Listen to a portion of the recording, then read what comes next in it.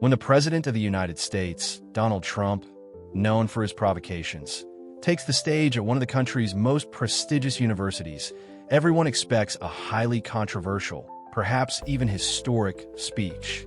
But what no one imagines that day is that a simple question from a student will trigger an unexpected reaction, create a profound unease in the auditorium, and bring back the name of the man Trump believes is unknown: Michael Jordan. What Trump says about him, what a young student responds with, and above all, the way Jordan reacts a few days later will spark a global shock. Not through a tweet, not through an attack, but through a response so dignified that it will silence microphones and awaken consciences. The auditorium at Columbia University is packed to the brim. Hundreds of students sit in silence, some curious, others tense, all there to hear a figure as criticized as he is admired.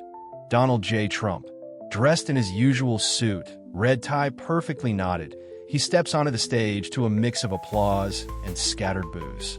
He smiles. He knows the game and how to win over a crowd.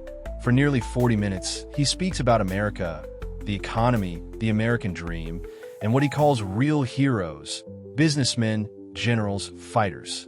His tone is provocative, his style familiar, and the audience is divided. But everything changes in the final minutes during a question-and-answer session. A young man of African descent, calm and composed, raises his hand.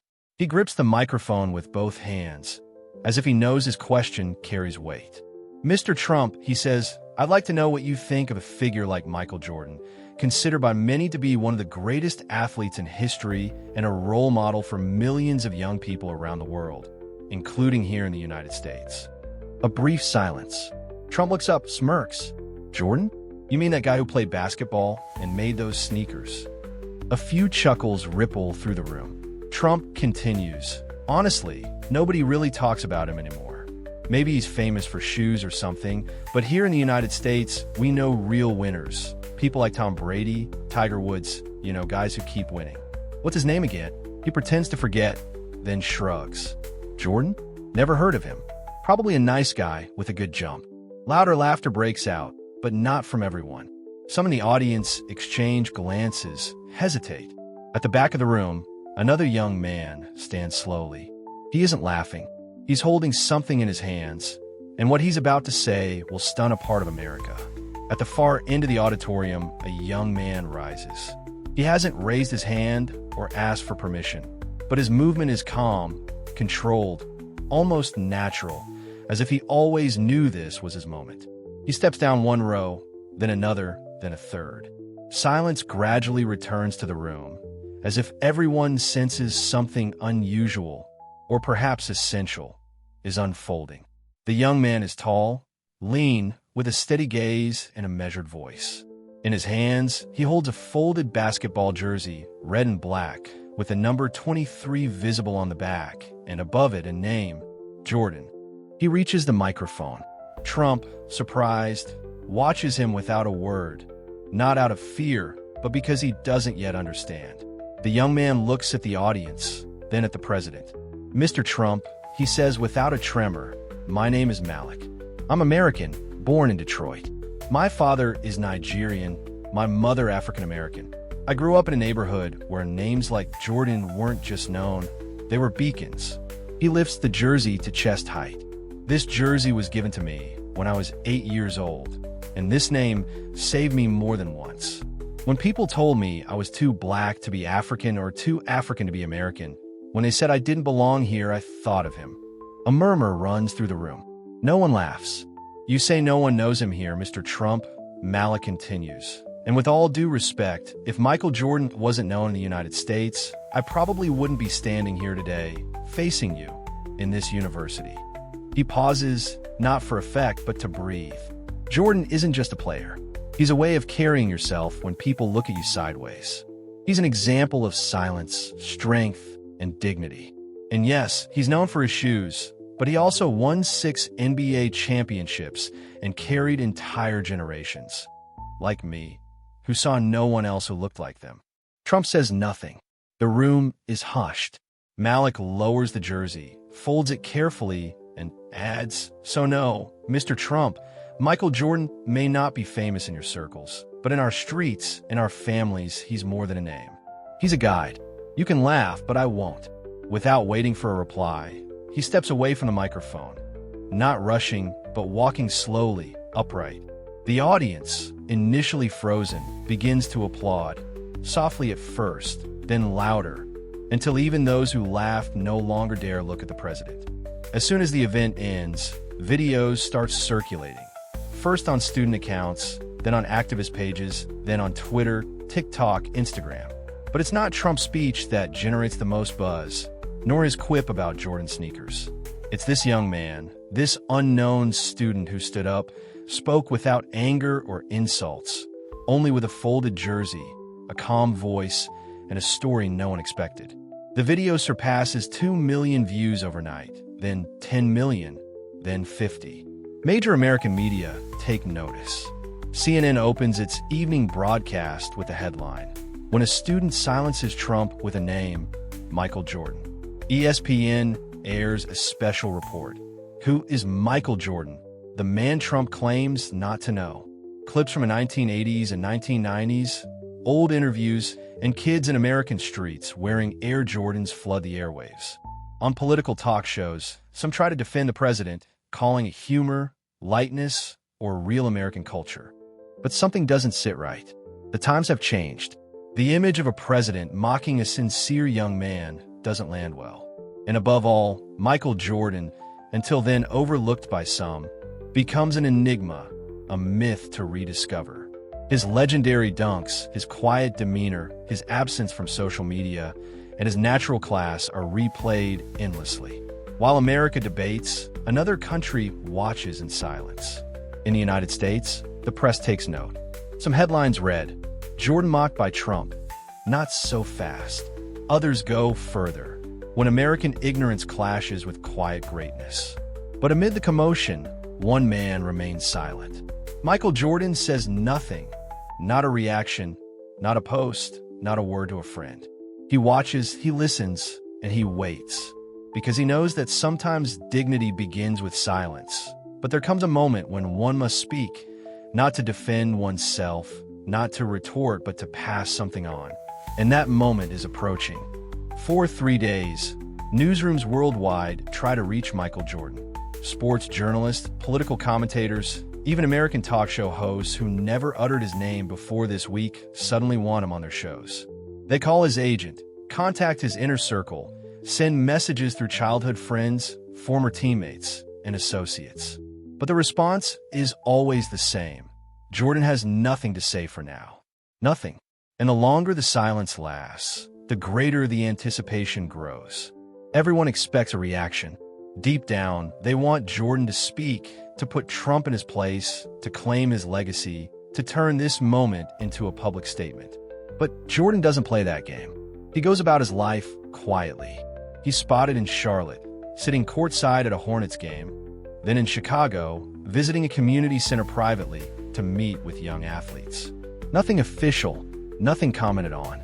Yet wherever he goes, the looks he receives change. People greet him longer, say thank you. Just that, a single word, as if he's already spoken when he hasn't said a thing. Then, one day, an American journalist receives an unexpected call. It's Jordan's personal assistant, speaking softly, simply. Jordan has agreed to respond.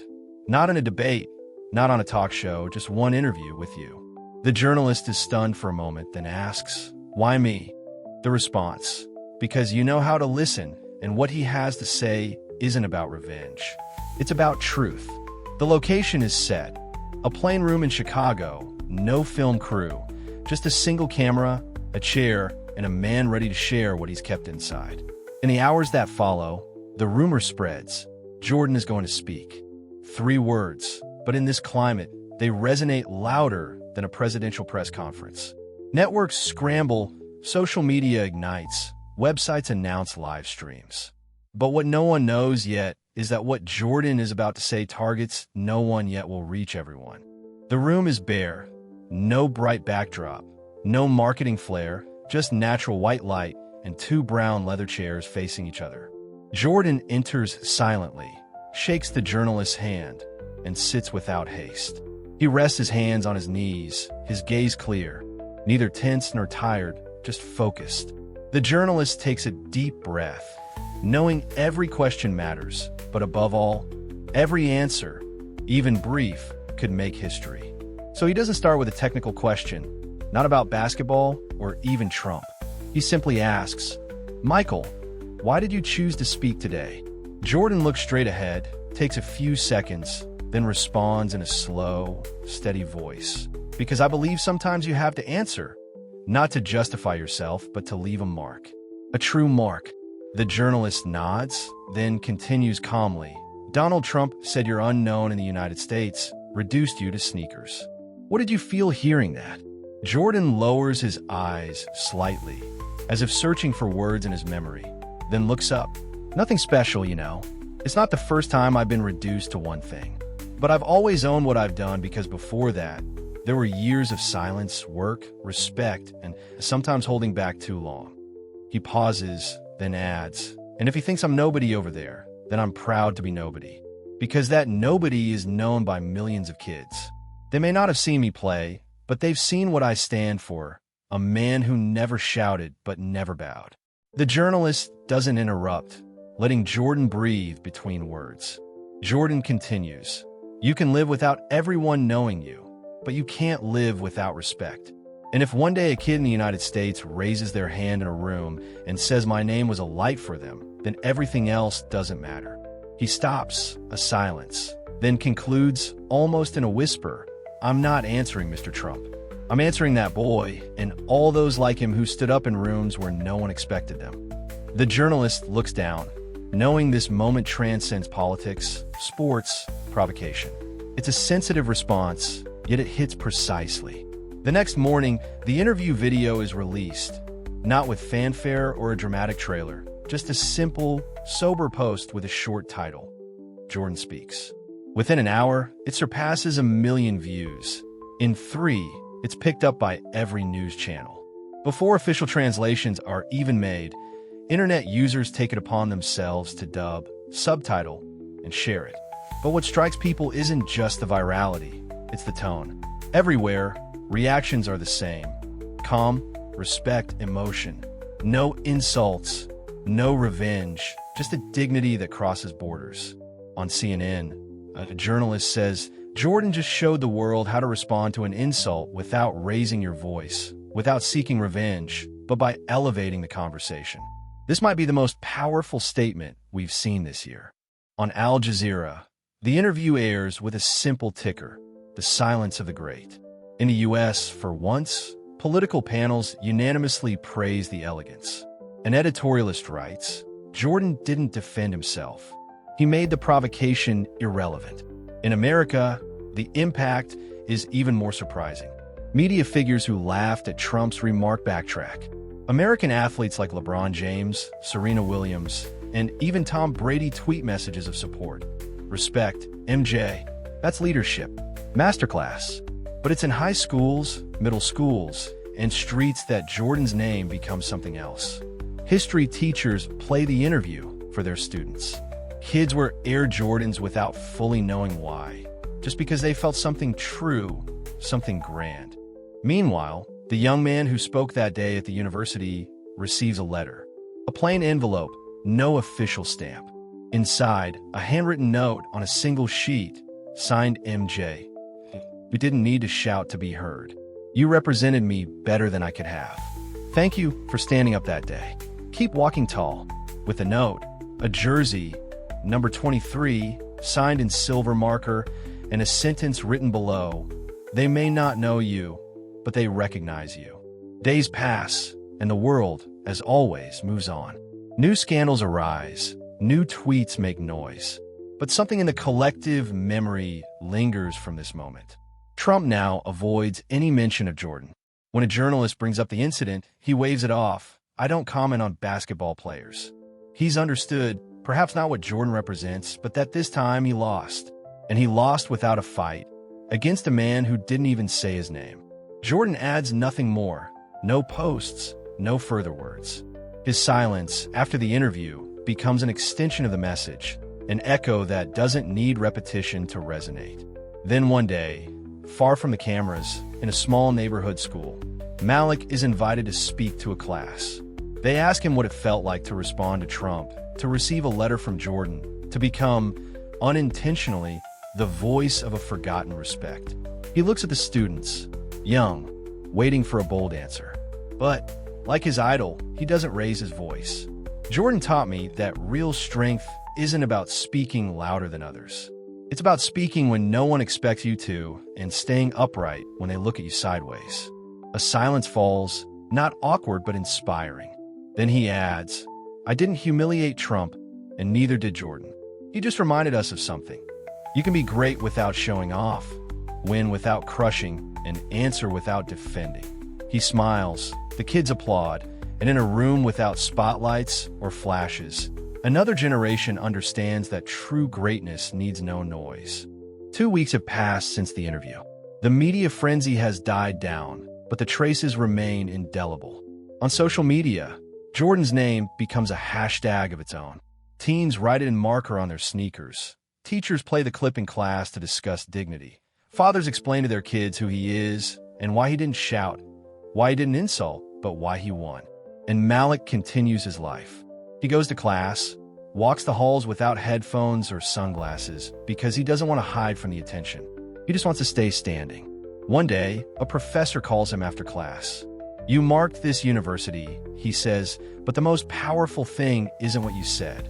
It's that you stayed humble after saying it." Days later, the university holds an internal conference, not to capitalize on the buzz, but to let students reflect on that suspended moment when a president was calmly corrected and a global sports icon responded with a single sentence. Malik is invited to open the session. He steps onto the same stage where Trump stood, where he was challenged. Today, the room is different, attentive, silent, full. He holds the jersey Jordan sent him, signed in silver with those simple words, "They may not know you, but they recognize you." He doesn't speak long. He shares how he grew up between two cultures, how Jordan, without ever speaking, made him feel legitimate, how he didn't know asking a question would change so much. Then he says, "Jordan taught me you don't need to defend your name when you know what it carries, and that some silences are stronger than 1,000 speeches." The room rises, not shouting, not clapping like a concert, but standing as one does when recognizing something true. In a discreet corner of the auditorium, unnoticed by most, a man watches, dark cap, hands clasped. He says nothing, smiles, then slips into the crowd. The next day, rumors swirl. Some students swear they saw Jordan near the library entrance. Others claim they spotted him in a campus hallway, sunglasses on, cap low. A security guard even says he held a door for him without recognizing his face, but felt an odd energy. Officially, nothing is confirmed, no statement, no social media post, no trace.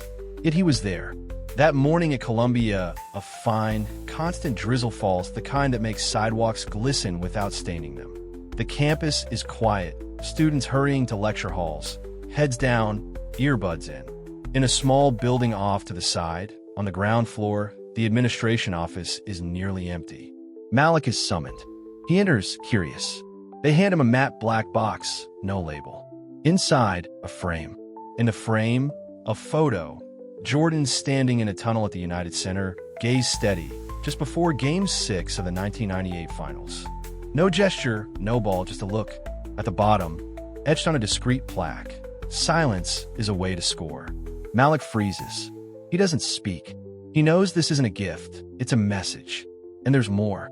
Tucked at the bottom of the box, a handwritten note in English.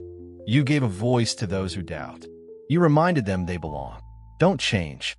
Signed, MJ." In that moment, Malik feels that what he did, what he said, what he lived wasn't a fleeting episode. It was a passage, not a confrontation, not a victory, but a line drawn between generations, cultures, and ways of existing in the world.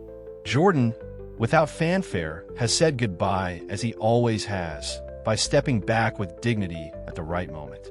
Days later, a photo appears on a student's Instagram. No caption. It shows Jordan from behind in a university hallway, hoodie up, walking alone toward an emergency exit. It's blurry, it's fleeting, but it's him. That single image, shared thousands of times, becomes the closing frame of a moment no one saw coming and no one will forget.